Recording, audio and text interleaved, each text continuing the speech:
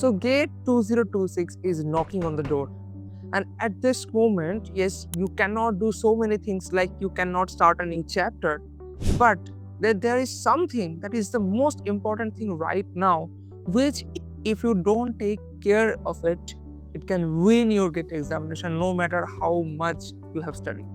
And that thing is that how you will write your GATE examination, which strategy you will maintain while solving those 65 questions. In this video, in the first part, I will talk about all the things when you should take into account when you are making your own strategy, or when you are thinking that how should I solve the question. And in the second part, I will give you a example strategy that have actually worked for me and that has worked for so many students. So without any delay, let me start. So which are the things that you should take care about when you are making your own strategy? The first and the foremost thing and the most important thing is the strategy should be such that it should allow you to see all the 65 questions. So I know that you have experienced already for many times during your mock tests that you think that this time I will see all the questions. But when the mock tests end, or if you have already give an attempt for a GATE examination, so in that attempt you have surely experienced that when you are completing the examination, or in the last 10 minutes you are seeing that 20 questions are there, and there is no chance that you can solve all those 20 questions in the last 10 minutes. And when you are coming out of the examination, coming out of the mock test, then you saw, the last 5 questions was like hell lot easy. I could have scored 10 marks more if I had seen these questions. And you know that what 10 marks mean in this kind of examination.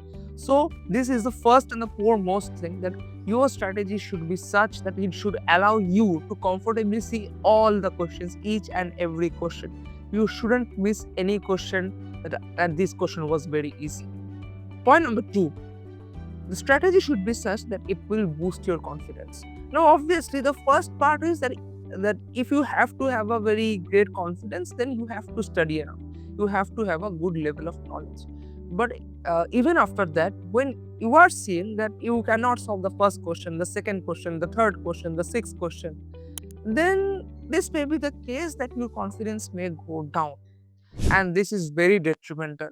In the first 1 hour or maybe 1.5 hour, you should have a peak confidence.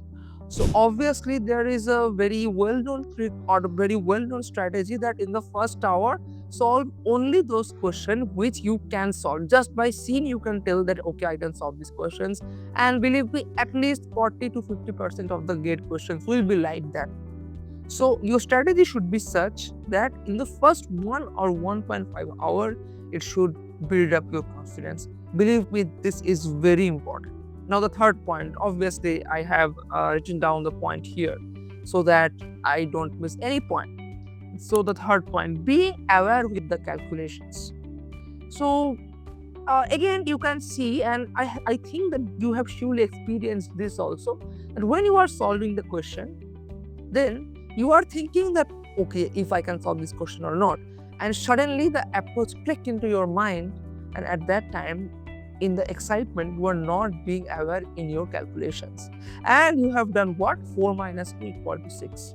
And after coming from the examination hall, you are seeing the sample answers and you are seeing those YouTube teachers who are solving the questions, and you saw that you just did a very silly mistake. And believe me, this hurts 100 times more than a breakup. Okay, I have experienced it already for 1 time or maybe 2. Okay, so that is when you see that this was a hell lot easy question, but I made a silly mistake. This hurts for a month. Okay, up till when your GATE result comes, at that time you will get out from it, but up till that time it will hurt you a hell lot more than a breakup. So you should be aware with your calculation. So how should you fix this? And when you are knowing the approach, do it very mindfully, that take a small breath. Now I will solve. Okay, it will take a second, right? Now I will solve. So this calculation hack. So when you are solving the question, please be aware, just one word, be aware. Okay, this is very important with your calculations, because I don't want you to make any silly mistakes in the GATE examination. The fourth point is carefully reading the keywords. In many times, our subconscious mind has in it that it will ask that choose the correct one. But sometimes it will ask choose the incorrect one. And again, the silly mistake. So this will again hurt the same way more than a breakup. Okay, so the main point is be aware and read the keywords carefully. What are the units they are asking? Is it asking in kPa or PA? Is it asking in kilometers or centimeters? Is it asking in some unit or the other? Okay, because when we are giving any answer for the distances, maybe we are accustomed with the unit meters, but it can also ask in micrometers. Okay, so be aware with the keywords, which units it is asking for. Also, which topic, that is it asking for the incorrect answer or the correct answer? This is very important.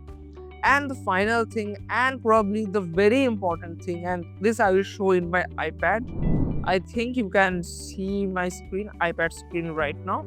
So yes, here are all the points and the final example strategy. But here, now the fourth point I will come, that how to use the GATE pad, the pad that they will give.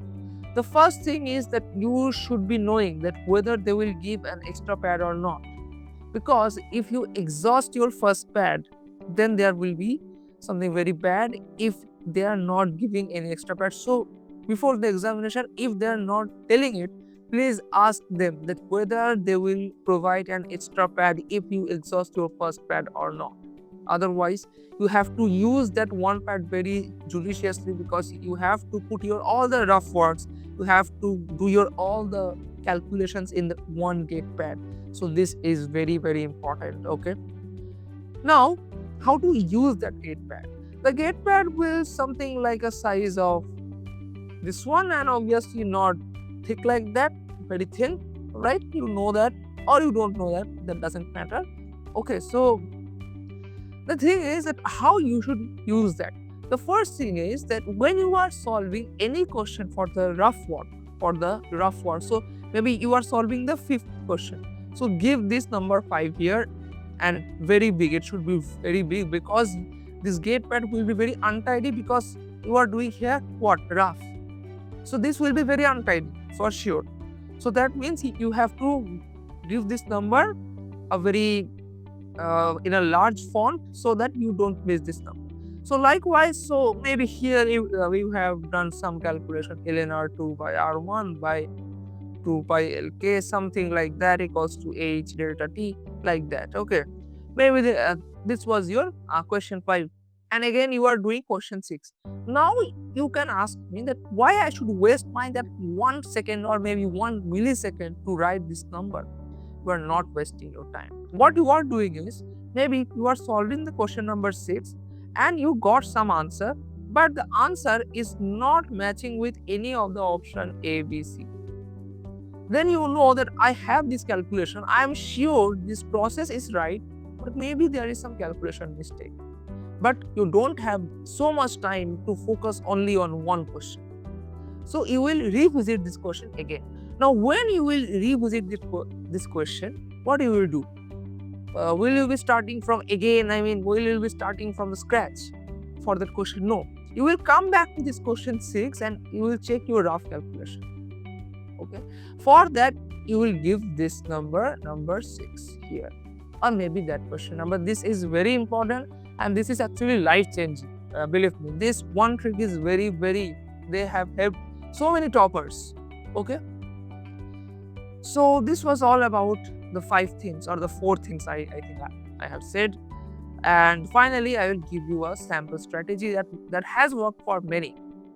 The sample strategy tells that in the first go, you have to solve the question papers in 3 runs. What do I mean by 1 run? 1 run means that you are surfing through the question paper through You are surfing throughout the question paper. So in the first one, you will solve only those questions which are easy, or I should say very easy. Very easy. Like if you have prepared well, then you will be able to say just by seeing that okay, I can solve this question. You will solve those questions just in the first run. Maybe out of 65, maybe you are able to solve 20 questions only in the first half an hour. Okay, and you have served through the question paper. So that is a very good achievement, because now you have a boost of dopamine, now you have a boost of confidence, and this confidence is very important. This confidence will help you to solve the harder and the hardest question in the next 2 runs. So accordingly, the second run is the harder questions, and the third run is the hardest questions. So believe me, here the key point is this first run. Okay, so you will not solve any question if you have any doubt that okay, maybe I can solve this question, but I'm not sure about the approach. These type of questions you will not solve in the first run. These type of questions are for the second run. Okay, so harder question means what? Harder question means that it doesn't mean that this question is not solvable for you. This means that you know the concept, but maybe you have to try a bit. You have to think a bit on it. But in the first run, you know it for sure, and then you are solving it. So the probability of getting the correct answer is almost 100% if you are not doing any calculation mistake. Okay?